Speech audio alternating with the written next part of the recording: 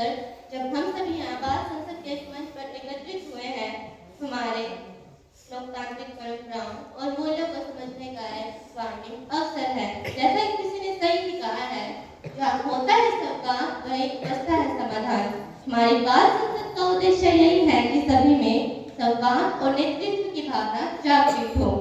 हम आपको आज यह मंच आपके विचारों, तर्कों और देश के प्रति समर्पण का गवाह बनेगा। आइए इस यात्रा की शुरुआत करें। सर्वप्रथम अब मैं माननीय अध्यक्ष महोदय को सत्र की कार्यवाही शुरू करने का अनुरोध करती हूँ।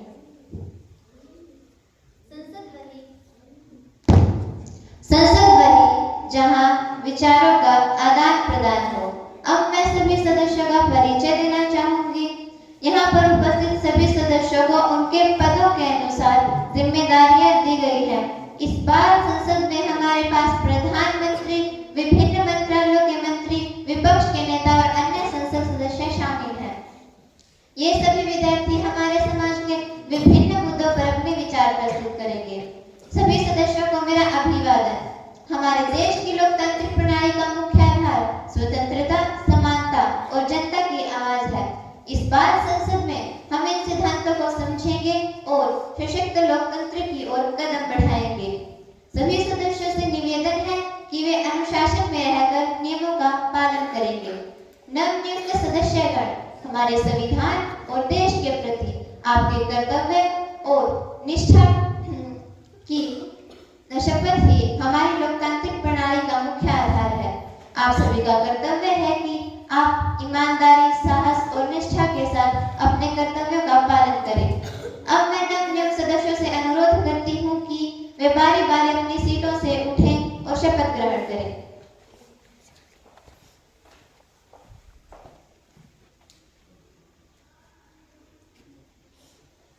मैं ललिता सिंह विद्याविद शपथ लेती हूँ कि मैं संविधान के प्रति सच्ची श्रद्धा और निष्ठा रखूंगी और बिना किसी पक्षपात, भय या अन्य किसी दबाव के अपने पद के कर्तव्यों का पालन करूंगी। मैं भारत की एकता, अखंडता, संप्रभुता के लिए सदैव पद पर रहूंगी। धन्यवाद।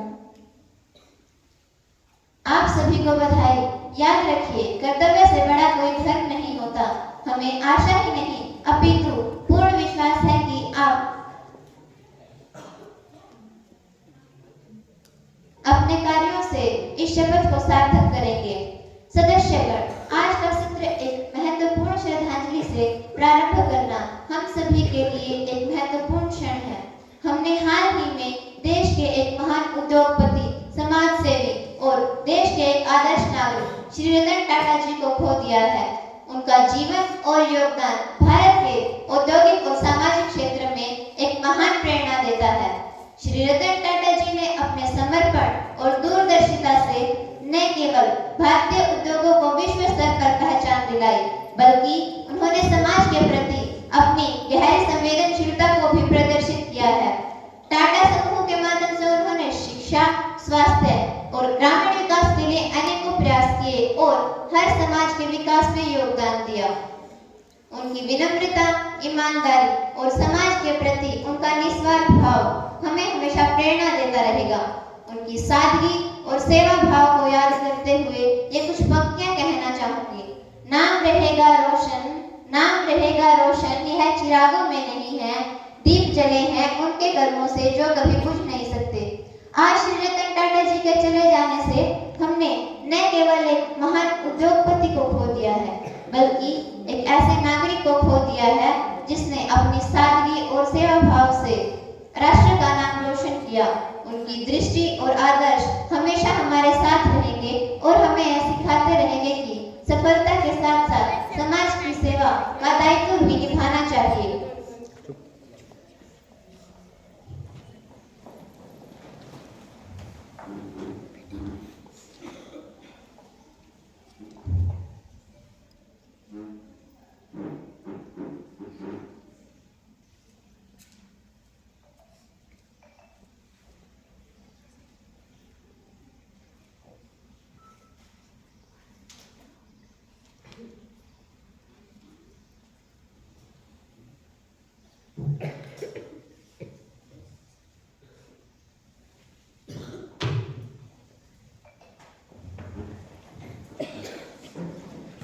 श्री रतन टाटा जी के प्रति अपनी गहरी श्रद्धांजलि अर्पित करते हैं और उनके द्वारा दिखाए गए मार्ग पर चलने का संकल्प लेते हैं।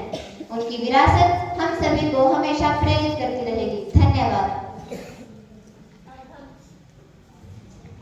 अब हम प्रश्नकाल का आरंभ करते हैं, जिसमें सभी मान्य सदस्यों को अपने प्रश्नों के माध्यम से सरकार से सवाल पूछने का अवसर मिलेगा। प्रत्येक प्रश्न के उत्तर के लिए प्रत्येक मंत्रियों के पास समय सीमा होगी और जिससे हम अधिक से अधिक प्रश्नों का समाधान कर सकेंगे।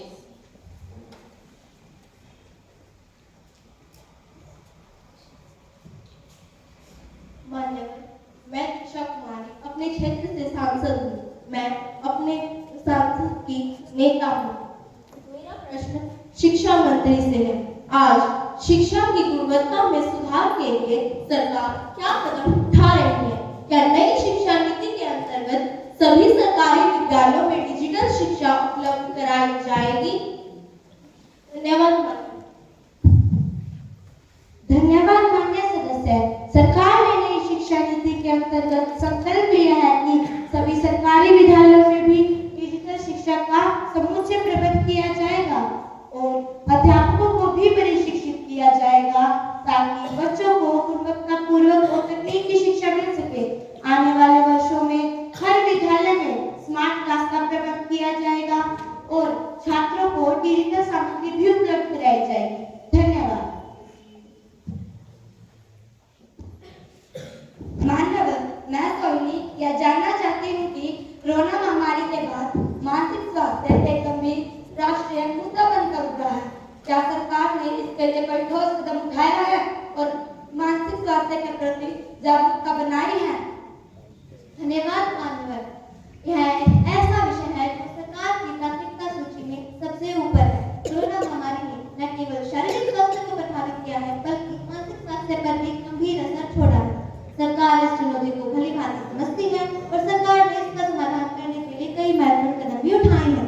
सरकार ने मानसिक स्वास्थ्य को प्राथमिकता देते हुए राष्ट्रीय मानसिक स्वास्थ्य कार्यक्रम NMHP को और अधिक प्रभावी बनाने का निर्णय लिया है और इसके तहत जिला मानसिक स्वास्थ्य कार्यक्रम CMHP को देश के हर जिले तक पहुंचाने का लक्ष्य रखा गया है, जिससे अधिक से अधिक लोगों को मानसिक स्वास्थ्य सेवाएं मिल सके। इसके साथ ही मनोदर्पण जैसे जागरूकता अभियान भी शुरू किए गए हैं, जिनका उद्देश्य स्कूल, कॉलेजों तथा अन्य कार्यस्थलों पर मानसिक स्वास्थ्य के महत्व को समझाना है। टेलीमेडिसिन सेवाओं के माध्यम से ई-संजीवनी पर विशेष मानसिक स्वास्थ्य परामर्श सेवाएं भी प्रदान कराई जा रही हैं। सरकार यह भी सुनिश्चित करती है कि मानसिक स्वास्थ्य पर बात करने को सामान्य बनाया जाए और इसके लिए कुछ जैसे जागरूकता अभियान भी शुरू किए गए हैं, जिनका उद्देश्य स्कूलों, कॉलेजों और कार्यस्थलों पर मानसिक स्वास्थ्य के महत्व को समझाना है। मानसिक स्वास्थ्य पर बात करने को सामान्य बनाना, इसके लिए मीडिया और सोशल मीडिया प्लेटफॉर्म्स के जरिए जा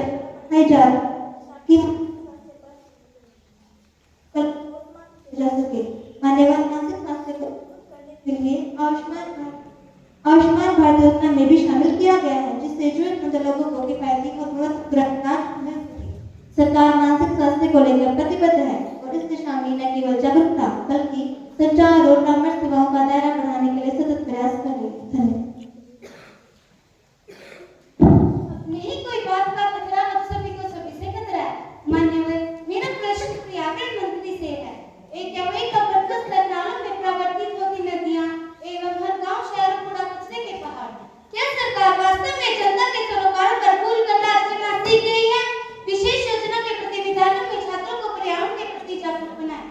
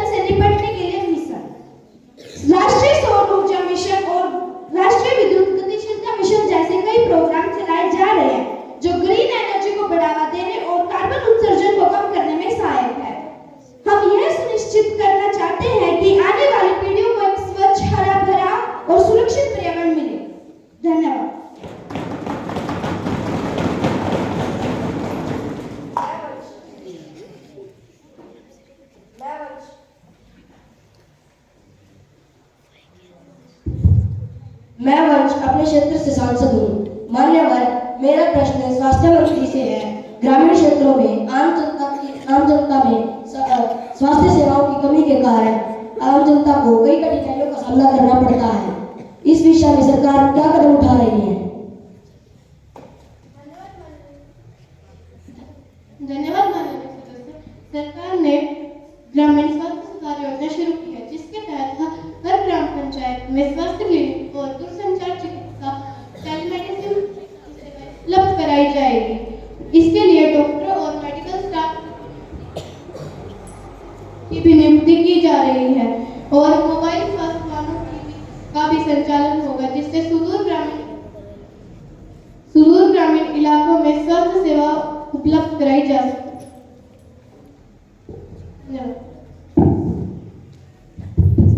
मैं ऋषभ अपने क्षेत्र से सांसद हूँ। मान्यवर, मेरा प्रश्न शिक्षा मंत्री जी से है।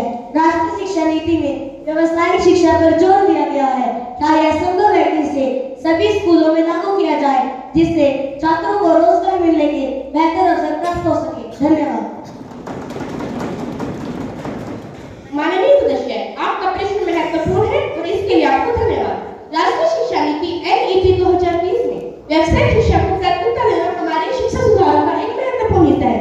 इसके तहत NSDC national skill development corporation द्वारा संचालित PMKVY प्रधानमंत्री विकास कौशल योजना में विद्यालयों में कौशल केंद्रों का विकास भी किया जा रहा है और सरकार का मानना है कि छात्रों को केवल सैद्धांतिक शिक्षा तक प्राप्त करना सीमित नहीं है, उन्हें व्यावसायिक कौशल में निवेश करना आवश्यक है ताकि वे रोजगार के लिए बेहतर तरीके से तैयार हो सके। व्यावसायिक शिक्षा का अनिवार्यकरण NEP 2020 के तहत सरकार ने एक योजना तैयार की है, जिसमें शिक्षा को स्कूलों में क्रमिक रूप से शामिल किया जाएगा। हर स्कूल में इसके लिए बुनियादी ढांचे और प्रशिक्षित शिक्षकों की व्यवस्था भी की जा रही है। इंटर्नशिप और प्रैक्टिकल ट्रेनिंग हमने सुनिश्चित किया है कि छात्रों को उद्योगों से जुड़ने के अवसर मिले। इंटर्नशिप और प्रैक्टिकल ट्रेनिंग को पाठ्यक्रम में शामिल किया जाए ताकि छात्र पढ़ाई के साथ साथ अपने कौशल का भी विकास कर सकें। छात्रों की रुचि का ध्यान, हर छात्र की रुचि और क्षमता अलग अलग होती है, इसलिए पाठ्यक्रम को इस तरह डिजाइन किया गया है कि छात्र अपने पसंद की व्यावसायिक विषय और उनमें विशेषता हासिल कर सकें। उद्योग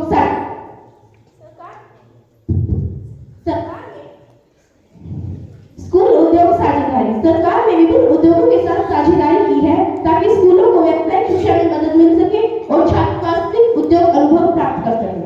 शहर से लेकर गांव तक व्यावसायिक शिक्षा का दायरा अब केवल शहरों तक ही सीमित नहीं रहेगा, इसे ग्रामीण क्षेत्रों में पहुंचाने का काम भी किया जा रहा है ताकि हर छात्र को समान अवसर मिल सके। सरकार इस बात को लेकर आश्वस्त है कि व्यावसायिक शिक्षा अनिवार्य होने से न केवल छात्रों को रोजगार के बेहतर अवसर मिलेंगे, बल्कि आत्मनिर्भर भारत के लक्ष्य को भी मजबूती मिलेगी। वह इस दिशा में हर आवश्यक कदम उठा रही है और सभी छात्रों के उज्जवल भविष्य के लिए प्रतिबद्ध है। धन्यवाद।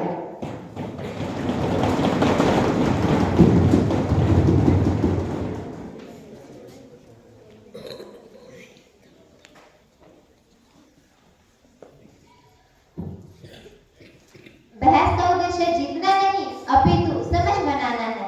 अब हम आज के मुख्य विषय पर बहस प्रारंभ करते हैं। आज का मुख्य विषय है, क्या वन नेशन वन चुनाव भारतीय लोकतंत्र के लिए उचित है? इस विषय में पक्ष और विपक्ष दोनों से जुड़े तर्कों को सुना जाएगा।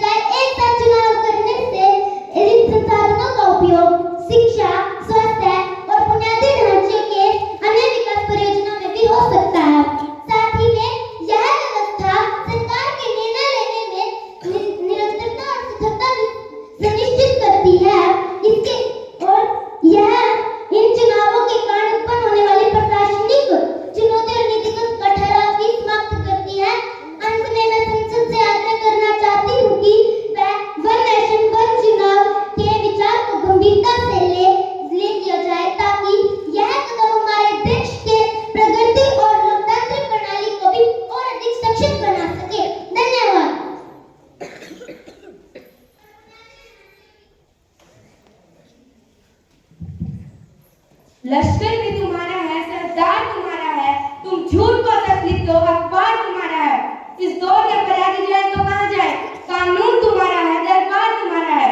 मान्यवर, हम जानते हैं कि विभिन्न राज्यों के चुनाव अलग अलग समय पर होने से स्थानीय समस्याओं को प्रमुखता मिलती है और जनता की आवाज मजबूत होती है। यदि ये सब चुनाव एक साथ होते हैं तो ग्रामीण और स्थानीय मुद्दे नजरअंदाज हो सकते हैं, क्योंकि हर राज्य की जरूरतें अलग अलग होती हैं और अलग अलग चुनाव उन्हें उनकी आवश्यकताओं के अनुसार शासन प्रदान करता है। लेकिन एक साथ चुनाव में ये महत्वपूर्ण चिंताएं राष्ट्रीय और राज्य स्तरीय विश्व के कारण छिप सकती हैं। भारतीय लोकतंत्र दुनिया में लोकतंत्र की जननी है, सबसे व्यापक, सबसे सफल और सबसे पारदर्शी लोकतंत्र है। अब मैं जानना चाहती हूँ, क्या इतने वर्षों से अर्जित लोकतंत्र की पहचान आप एक सस्ते लोकतंत्र से करना चाहते हैं? क्या ये इतने वर्षों से अर्जित लोकतांत्रिक मूल्यों के साथ अन्याय नहीं है? मान्यवर, सरकारें चुनी जाती है समाज कल्याण और सामाजिक न्याय को सुनिश्चित करने के लिए। लाभ और हानि का गणित रखकर लोकतंत्र पर व्यापार तंत्र थोपने की कोशिश ये देश कभी स्वीकार नहीं करेगा। माननीय सदस्य, आपके प्रश्न के लिए धन्यवाद। मान्यवर, विपक्ष ने एक साथ चुनाव के विचारों पर चिंताएं व्यक्त की है, लेकिन यह आवश्यक है कि हम इसे तथ्य और राष्ट्रीय हित के परिप्रेक्ष्य में देखें। हम मानते हैं कि भारत सबसे बड़े और सबसे सफल लोकतंत्रों में से एक है, लेकिन लोकतंत्र की यह पहचान वर्षों की कड़ी मेहनत और बलिदानों से अर्जित की गई है। लेकिन इसका मतलब यह नहीं है कि हम अपनी लोकतांत्रिक प्रक्रिया को और प्रभावी और समावेशी बनाने के सभी प्रयासों को ठुकराते हैं। मान्यवर, बार-बार चुनाव में केवल वित्तीय प्रशासनिक संसाधनों का अत्यधिक उपयोग और शासन और विकास के कार्यों को बाधित करता है। स्थानीय और ग्रामीण मुद्दे हमारे लिए बहुत महत्वपूर्ण है। एक साथ चुनाव से इन मुद्दों पर कम ध्यान होने की संभावना को कोई ठोस परिणाम नहीं है। इसके विपरीत एक साथ चुनाव के न केवल राजनीतिक प्रदान करेगा, बल्कि संसाधनों को कुशलतापूर्वक कार्यों में लगाने में मदद करेगा। मान्यवर, यह कहना कि एक साथ चुनाव लोकतांत्रिक मूल्यों के साथ अन्याय होगा एक गलत धारणा है। लोकतंत्र का सच्चा उद्देश्य समाज के सभी वर्गों के साथ कल्याण के लिए एक कुशल और स्थिर प्रशासन सुनिश्चित करना। बार-बार चुनाव के कारण स्वशासन अक्सर बाधित हो जाता है और नीति निर्माण लंबित रह जाता है। यह हमारे लोकतंत्र को सस्ता बनाने का नहीं, बल्कि प्रभावी और समावेशी बनाने का प्रयास है। एक साथ चुनाव जनता को चुनावी प्रक्रिया की जटिलता से मुक्त करता है और उन्हें प्रशासनिक और विकासात्मक मुद्दों पर ध्यान केंद्रित करने का अवसर देगा। मान्यवर, यह निर्णय न तो व्यापक गणित है और न ही लोकतंत्र पर कोई थोपने का प्रयास है। यह भारतीय लोकतंत्र को अगले स्तर पर ले जाने का प्रयास है, जिसमें हर एक मनुष्य यह महसूस करे कि उसकी समस्याओं और आकांक्षाओं को पर ध्यान दिया जा रहा है। सरकार इस बात को सुनिश्चित करने के लिए प्रतिबद्ध है कि न केवल एक साथ चुनाव का प्रस्ताव न केवल लोकतांत्रिक मूल्यों के चलते हैं, बल्कि देश को एक मजबूत भविष्य की ओर ले जा रहा है।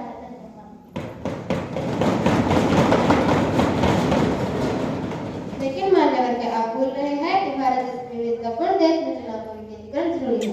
बस्ती के तो आप खुद सियासत करते हैं, बस्ती पर आवाज उठाओ बजाने। अलग अलग चुनाव जनताओं को अपने नेताओं का मूल्यांकन करने का अवसर देती है। इससे स्थानीय नेता अपने जवाबदेही समझती है। एक साथ चुनाव से जनता की आवाज कमजोर हो सकती है और लोकतंत्र प्रक्रिया में जनता के प्रति भागीदारी कम हो सकती है। बार-बार चुनाव सुनिश्चित करते हैं कि निर्वाचित प्रतिनिधि जनता के प्रति जवाबदेही बने रहे। यदि चुनाव कम बार होंगे तो मतदाताओं के पास अपने नेताओं व प्रदर्शनीय नेताओं को बदलने के बीच लंबा अंतराल हो सकता है। लोकतंत्र केवल बस्ती का गणित नहीं, विविधता का सम्मान है। अलग अलग चुनाव जनता की आवाज को मजबूती देते हैं। एक साथ चुनाव से स्थानीय मुद्दों को दबाया जा सकता है।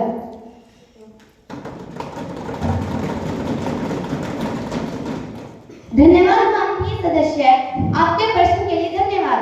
लोकतंत्र का उद्देश्य यह भी है कि प्रशासनिक स्थिरता बनी रहे और सरकार पूरी तरह से विकास पर ध्यान केंद्रित कर सके। वन नेशन वन चुनाव, सरकार का ध्यान चुनावी राजनीति से हटकर जन कल्याण पर केंद्रित रहेगा और जनता को भी बार-बार चुनाव में भाग लेने की जरूरत नहीं होगी। धन्यवाद मान्यवर।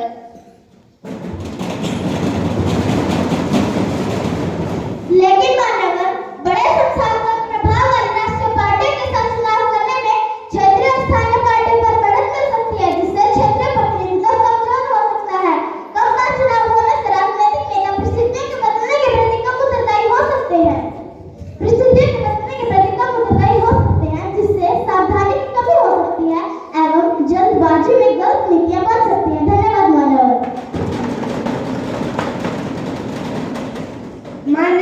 विपक्ष की यह चिंता है कि एक साथ चुनाव से क्षेत्रीय और राष्ट्रीय पार्टियों को नुकसान हो सकता है।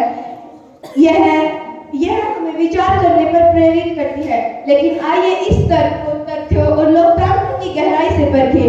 भारत में लोकतंत्र बहुस्तरीय और बहुदलीय है, जहाँ क्षेत्रीय पार्टियों ने हमेशा से एक महत्वपूर्ण भूमिका निभाई है। एक साथ चुनाव का उद्देश्य किसी भी पार्टी को लाभ या हानि पहुंचाना नहीं है, बल्कि संसाधनों के बेहतर उपयोग और नीति निर्माण में स्थिरता लाना है। जहां तक क्षेत्रीय प्रतिनिधित्व के कमजोर होने की बात है, यह हमारी राजनीतिक परिपक्वता को कम आंकने जैसा है। भारतीय मतदाता अपनी क्षेत्रीय और राष्ट्रीय प्राथमिकताओं को स्पष्ट रूप से समझते हैं।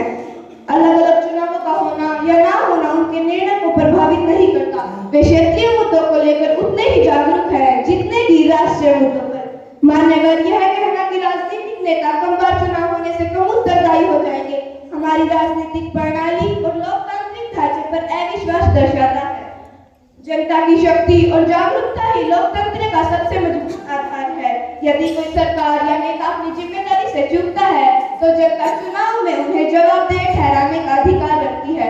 यह भी ध्यान देने योग्य है कि बार-बार चुनावों में क्षेत्रीय शासन और विकास कार्यों में बाधा उत्पन्न होती है। इससे नीतियां बनाने और लागू करने में काफी देरी होती है। एक साथ चुनाव नीति निर्माण में निरंतरता और दीर्घकालिक दृष्टिकोण सुनिश्चित करेगा। मान्यवर यह विचार जल्दबाजी में निर्णय लेने को बढ़ावा नहीं देगा, बल्कि विकास कार्यों और प्रशासन में अधिक समय और संसाधनों का निवेश सुनिश्चित करेगा। यह एक ऐसा कदम है जो लोकतंत्र की जड़ों को और गहरा करेगा, ना कि उन्हें कमजोर। सरकार इस बात की गारंटी देती है कि एक साथ चुनाव क्षेत्रीय और राष्ट्रीय स्तर पर संतुलित प्रतिनिधित्व को बरकरार रखेगा और हमारे लोकतांत्रिक मूल्यों को और अधिक मजबूत करेगा। धन्यवाद।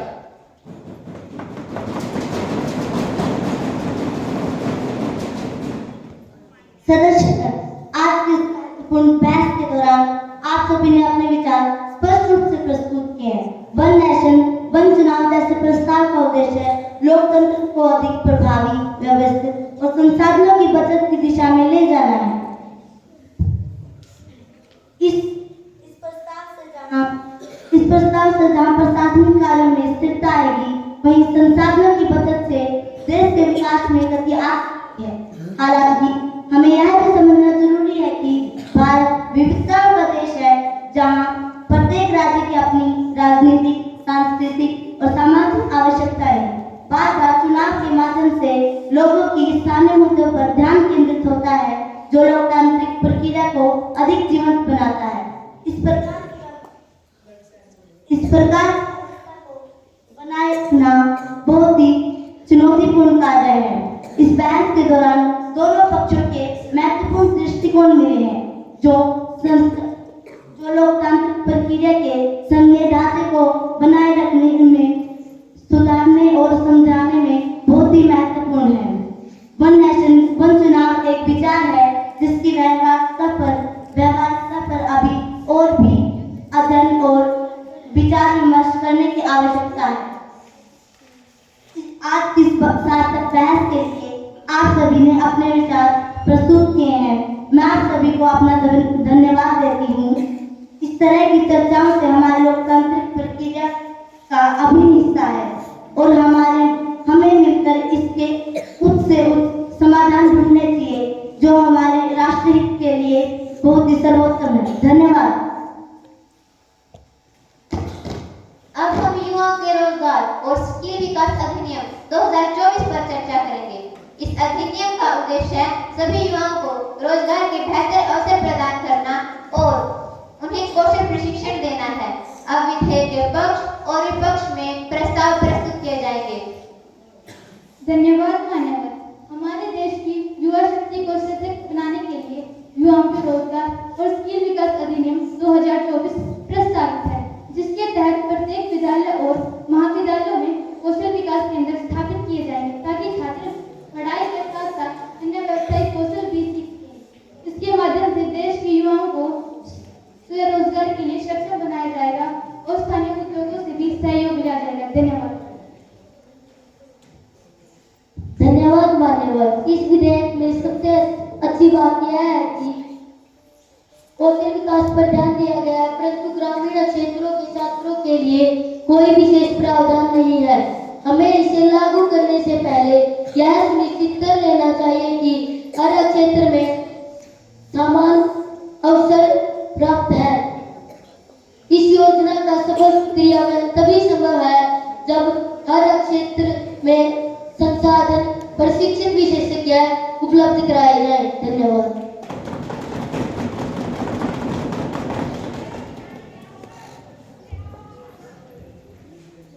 हम यह सुनिश्चित करते हैं कि प्रत्येक राज्य सरकार के साथ तालमेल बिठाया जाए और शिक्षा और क्षेत्र की सभी आवश्यकताओं का ध्यान रखा जाए। इसके लिए सरकार ने एक विशेष फंड भी स्थापित किया है ताकि हर क्षेत्र की आवश्यकताओं को समान रूप से लाभ मिल सके। धन्यवाद। हम सरकार से आग्रह करते हैं कि ग्रामीण और आदिवासी क्षेत्रों में छात्रों को प्राथमिकता दी जाए और उन्हें तकनीकी शिक्षा और उपकरण भी उपलब्ध कराया जाए ताकि वह समान रूप से सब अवसरों को प्राप्त कर सके। धन्यवाद। अब विधेयक युवाओं के रोजगार और स्किल विकास अधिनियम 2025 पर मतदान का समय है। जो सदस्य विधेयक के पक्ष में हैं वे हाँ कहेंगे और जो सदस्य विधेयक के विपक्ष में हैं वे नहीं कहेंगे। क्या आप विधेयक के पक्ष में हैं सदस्यगण हाँ या नहीं में जवाब देंगे? मैं समझती हूँ कि विधेयक के पक्ष में हाँ बोलने वालों का मत अधिक है, अर्थात विधेयक को सदन से पारित घोषित कर राज्यसभा में भेज दिया जाता है।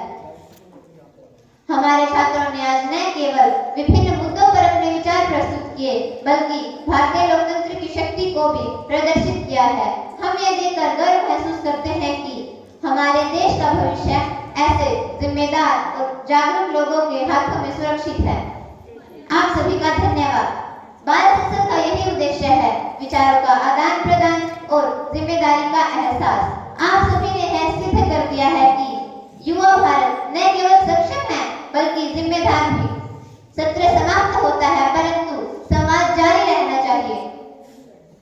अब मैं सभी की ओर से सभी उपस्थित जनों का धन्यवाद करती हूँ।